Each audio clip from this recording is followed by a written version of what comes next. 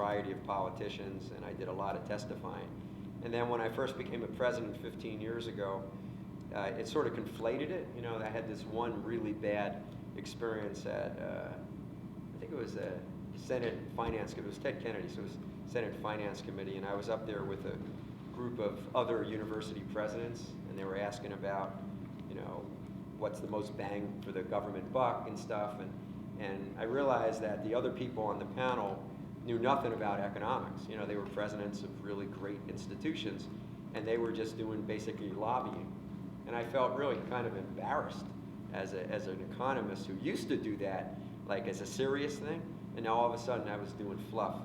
And when I left that testimony, I said, I just can't do it anymore, because if I say the honest things as an economist, some members of my board of trustees and others might not like it for my day job, so I got out of that business. But more recently, I got back into business, and it's mainly because President Obama and a number of his advisors are very interested in college success, college access, college affordability, and since that's my field, I've been doing a lot of stuff. In fact, I was on the phone just today with the White House, and I've been going back and forth, and it's really been kind of cool for me. It's really, really fun. It's not that they really need my advice. It's not that they really listen to my advice, but it's really fun going to the White House, I'll tell you. You know, it's one thing I always tell my students, you know, I'm sure, Eric, you do the same thing, that if you ever become so jaded that you take it for granted, somebody should just shoot you.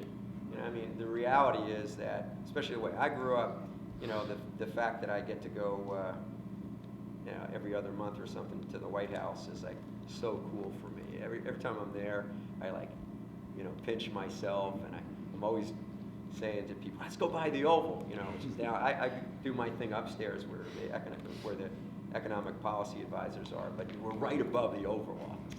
It's like really cool. I've only been in there once, but, you know, so I always like, and they all like roll their eyes, like, what a hick, you know. And they actually put this, you'll love this, they put this really cool soda machine, and I don't drink soda, but it's right off to the side of the Oval. So I always say, let's get soda. And of course, I never even drink soda, just so I could walk by and look in, see who's there, and see what's going on. And always hope in vain that he's going to notice and invite me in. He never does. But anyway.